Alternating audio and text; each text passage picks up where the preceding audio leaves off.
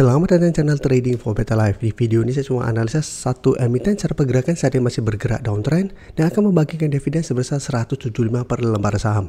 Bagaimana potensi saham di kedepannya, apakah masih ada potensi untuk mulai bangkit? Yuk kita coba pelajari analisanya di video ini. Semoga analisa diberikan ini bisa bermanfaat dan membantu teman-teman dalam mengambil keputusan. Untuk teman-teman belum subscribe channel ini, bisa tekan tombol subscribe agar tidak ketinggalan informasi dan analisa saham terbaru akan diupload setiap harinya. Di video ini saya coba update lagi pergerakan dari saham Telkom yang hari Jumat kemarin terpantau naik 1% lebih ke 3.160. Dan jika kita perhatikan saat ini memang Telkom mencoba untuk bangkit dari downtrendnya. Sekarang sudah berhasil rebound dari harga 3.000. Tapi seperti penjelasan saya pada video sebelumnya pada saat menganalisa saham Telkom, maksudnya Telkom baru menarik untuk coba kita entry apabila memang terkonfirmasi berhasil naik di atas 3.150 atau terkonfirmasi break. Jadi walaupun pada hari Selasa kemarin naik di atas 3.150, tapi secara candle ini belum terkonfirmasi break, dan ternyata bisa kita lihat hari Kamis kembali turun di bawah 3.150, dan hari Jumat walaupun naik ini juga menurut saya tidak oke, belum terkonfirmasi break karena candle masih candle merah dan shadow masih bergerak ke bawah. Walaupun saat ini ada satu sentimen positif karena Telkom akan membagikan dividen. Jadi kita bisa baca sekilas pemberitaan ini, dividen akan dibagikan itu sebesar 178,5 per saham, dan ini merupakan 72% dari laba bersih tahun 2023. Dan jika kita lihat sebenarnya dividen payout ratio-nya turun dibandingkan sebelumnya yang 80%. Dan jika kita hitung dengan harga saat ini, dividen yield-nya kira-kira hampir 6%, 5% lebih. Jadi saat ini secara teknikal memang masih belum aman, tapi menurut saya menarik apabila memang berhasil break 3.150. Jadi walaupun belum akan terkonfirmasi uptrend dan naik tinggi, minimal secara pergerakan akan mulai terbentuk high low apabila memang Telkom berhasil naik di atas 3.150. Jadi kita bisa pantau pergerakan Telkom minggu depan. Dan jika kita perhatikan broker summary, memang tidak begitu menarik.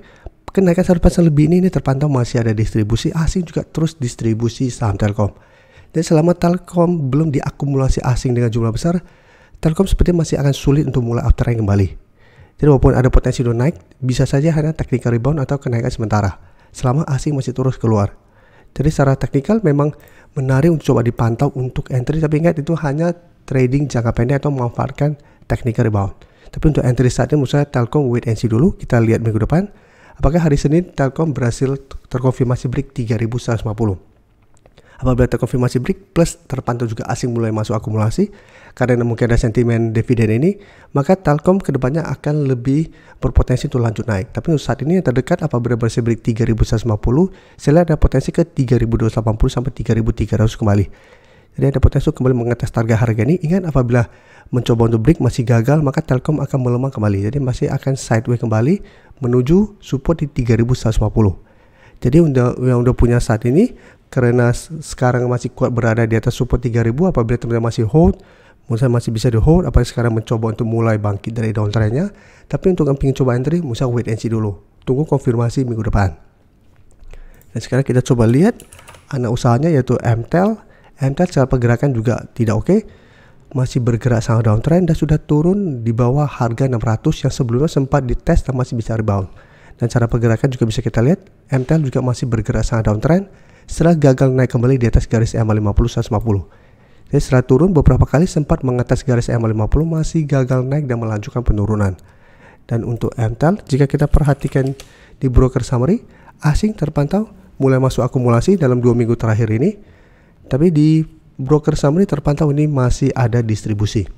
Jadi untuk MTEL saat ini karena sekarang dekat dengan support di 550, tapi menurut saya support lebih kuat ada di support psikologis di 500. Jadi apabila teman-teman ingin coba spekulatif buy, wait and see dulu sekali 550. Apabila bisa bertanda rebound, bisa coba spekulatif buy untuk trading jangka pendek atau memanfaatkan teknik rebound ini dengan target di 580 sampai 600. Tapi saat ini ingat masih sangat beresiko untuk entry apabila teman-teman belum bisa fokus untuk amati terus pergerakan saham MTEL.